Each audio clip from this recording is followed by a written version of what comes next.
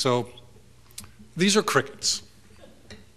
And I put a picture of crickets up here because in the course of the research I did for this book, I filed a series of Freedom of Information Act requests, one after another, that weren't answered and weren't answered and weren't answered until they finally were answered, about the quality of bottled water to the FDA, the US FDA. In the United States, tap water is regulated by the US EPA, the Environmental Protection Agency, under the Safe Drinking Water Act. Bottled water is regulated by the FDA, the Food and Drug Administration, as a food product. Now, right off the bat, one might argue, why aren't these things regulated the same? Why aren't the rules exactly the same? But they aren't.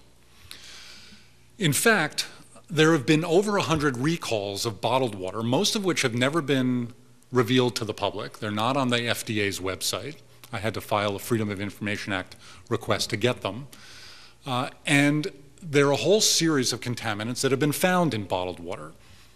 Bacteria, glass particles, sanitizer, excessive levels of chlorine, which you would think wouldn't be in bottled water. And in my favorite example, in 1994, a bottled water company in Nacogdoches, Texas, issued a recall of bottled water because they found their bottled water had been contaminated with crickets. That's what it says on the recall. Now, was it whole crickets? Was it cricket parts? Was it? I don't actually know, and they aren't actually saying. Moreover, this particular recall was issued months, 3 months, after the contamination was found. The bottled water had gone out, it had hit the shelves, it had probably all been sold before this recall was issued. There are problems with bottled water. In fact, a couple of weeks ago, there was a study just released out of Canada. An independent lab up there tested 70 brands of bottled water and found excessive levels of bacteria in a large number of those bottles. We're not looking as carefully as we ought to be, and when we do look, there are problems. So let me talk about labeling, another issue associated with bottled water. There's a chapter in the book called, if it's called, quote, Arctic Spring, why is it from Florida? And this is an indication of some of the challenges we have with labeling of bottled water.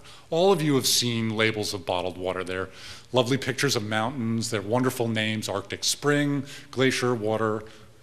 I have some examples here, Arctic Clear, Arctic Falls Purified, Arctic Spring, Glacier Mountain Spring. Okay, so Arctic Clear water is bottled in Bartlett, Tennessee. Arctic Springs is bottled in Los Angeles. Arctic Spring, singular, is bottled in Lakeland, Florida. Glacier Mountain water in New Jersey or in Logan, Ohio. Pretty far from the Arctic, pretty far from glaciers. There are problems with the way we name our water. Everest is bottled in Corpus Christi, Texas, and as I say in the book, there are a lot of big things in Texas, but Mount Everest isn't one of them.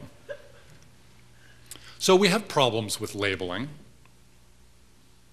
Part of the problem is where the water comes from.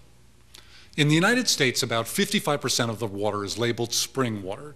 If it's labeled spring water, federal rules do require that it come from a spring or, and there's always an or, a groundwater well drilled into an aquifer that, in theory, feeds that spring.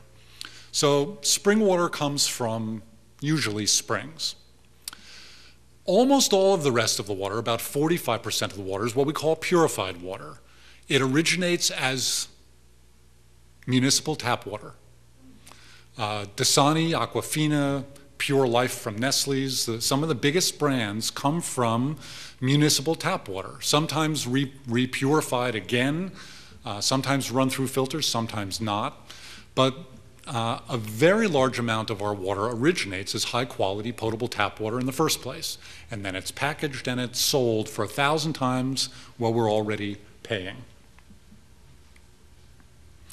And the labels on our bottle don't say where it was bottled, typically. They don't say the source of the water. They don't say the mineral. They don't provide information on the mineral content of our water. All water has minerals. They don't say anything about the testing and where to go to get information on water quality tests. In fact, in the United States, the labels are probably better known for what they don't say than for what they do say. And here's a great example. Because bottled water is regulated by the FDA as a food product, typically the label has the classic nutrition label that we see on our food products. And so bottled water has no calories. What do you know? Bottled water has no fat. Bottled water has no cholesterol, no carbohydrates, no protein, no vitamins. Okay, it's water. But the implication is there's nothing in water.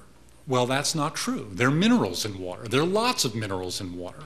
In fact, in Europe, many bottled waters are known for their mineral content. They come with incredibly detailed labels with the mineral content, how much magnesium and calcium and iron and zinc and all of the good things that are in bottled water, because people prefer different waters with different minerals. But we don't require this in the United States. The labels in the United States are remarkable for how uninformative they are. What should be on a label? There are things that ought to be on the labels in the United States and everywhere. What kind of water? Where does it come from? What's the source? What treatment, if any, it received? The true mineral content? Where to get up-to-date, detailed test results from the bottlers, independently verified, and where to file complaints. But every time there's an effort to get bottlers to put standardized information on their labels, they fight back, and we have uninformative labels. A great example, maybe I won't give it in the interest of time, you can ask about it, but Poland Spring, one of Nestle's many brands, well known on the East Coast. Out here it's Arrowhead or Zephyr Hills or Deer Park, or they're all owned by Nestle's, but in the East Coast it's Poland Spring. None of the water in Poland Spring water comes from the original Poland Spring in Maine. The original Poland Spring was tapped out years ago, and they drilled a different well 3,000 feet away to meet some of the demand, and now Poland Spring comes from 6 different wells, 6 different springs in Maine, none of which are the original Poland Spring. The original Poland Spring won an award in 1904 at the World's Fair for the high quality, wonderful tasting water that they sold, but no longer. The plastic. Almost all of the bottled water sold in the United States comes in plastic bottles. That entails a huge energy cost. All of that originates as petroleum and is turned into plastic. But as I said, 1,000 bottles a second are made, bought, and sold and thrown away in the United States. 9 billion gallons, maybe 30 billion plastic bottles a year.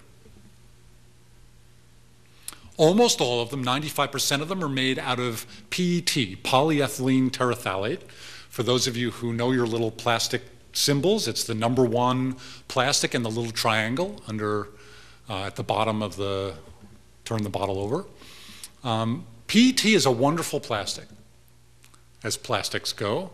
It was invented in 1941 by 2 British chemists looking for innovative fabric materials for World War II. It's strong, it's transparent, it's lightweight, it's unbreakable, it doesn't leach, as far as we know, bad things into food products, and so it's used for food. And it's 100% recyclable, as the bottled water industry likes to tell us. The bottles our member companies produce are 100% recyclable, quote unquote, tells us the International Bottled Water Association in advertisements on their website, in PR campaigns. But there's a very important distinction between recyclable and recycled. 100% recyclable does not mean 100% recycled. And the reality is, in the United States, 70% of the plastic bottles that we buy and consume and throw away are never recycled. They end up by the side of the road, they end up in our rivers and our lakes, or in the ocean gyre out in the middle of the Pacific, or in our landfills. And the same characteristic that makes PET such a wonderful packaging product, that is, it's stable and effectively indestructible, means it's effectively indestructible, and it's going to sit in our landfills forever. So there are environmental challenges associated with our use of bottled water, one of which is the plastics, the energy cost to make it, and the consequences of throwing that plastic away. And I talk quite a bit more about the recycling world, about where your bottles go when you throw them in the garbage or when you throw them in recycling, and when we actually recycle them, where do they go? They don't go back into bottles. Most of them go to China, believe it or not, and they end up in toys or in clothing or in strapping materials. They're in fact not really recycled. They're what in the industry they like to call downcycled. And so we see this over and over again. But we could recycle. They do a better job recycling in China than they do in the United States, where materials are more highly valued. That's a remarkable photograph. So another factor is convenience. Bottled water is convenient. And it's convenient in part because it's everywhere. It's been made convenient for us to buy it as easily as possible. And it's convenient in addition because our water fountains are disappearing. They don't work anymore. We worry about contamination. I grew up in New York City, a city with a fantastic water supply. Like Seattle, it gets its water from a protected watershed fairly close. It's delivered to the tap. I grew up drinking water out of the tap. I drank water out of the white porcelain water fountains in PS6 in the public school system. I drank water out of the water fountains in Central Park. I drank water out of the hydrants when they were open on hot summer days. We all did. That was the way it was. If my mother had brought home plastic water bottles, I think it would have been a bizarre occurrence. But it wasn't even an option. But it's increasingly hard to find water in our public spaces. And yet, there are modern water fountains that filter water, that chill water, that could provide incredibly high quality, free water in our public spaces. And we ought to be encouraging the construction of those. There are things that we can do at a personal level to make water more convenient. We can start carrying around refillable bottles. I don't really know anybody who has died moving from point A to point B because they died of thirst. But more and more it's important for us to have water with us. It's convenient, we want to stay hydrated, I think that's fine. But I carry around a refillable bottle and many people are beginning to do that. Another challenge, and something else I describe in the book, is this issue of advertising. I think there's been a huge effort to sell bottled water to us, to tell us, as I said at the beginning, that we'll be healthier if we buy this or that brand of bottled water, that we'll be skinnier, we can lose weight with special weight loss waters. There are some pretty bizarre bottled waters sold out there. Even the regular ones are marketed pretty aggressively. So Will Rogers said in his brilliant insight, advertising is the art of convincing people to spend money they don't have for something they don't need. And that is a pretty good summary of the bottled water advertising world. But John Benson, the president of the American Association for Advertising Agencies, said more clearly, it may be necessary to fool people for their own good. Average intelligence is surprisingly low. It's so much more effectively guided by its subconscious impulses and instincts than by reason. And this is what the advertisers are counting on. They're counting on us being guided by our impulses and our instincts rather than by reason. So here you go. Okay, so the men in the audience, she's wearing clothes, don't look too hard. This advertisement is not for you. This advertisement is actually aimed at women. And the idea is, drink my bottled water and you can look like me.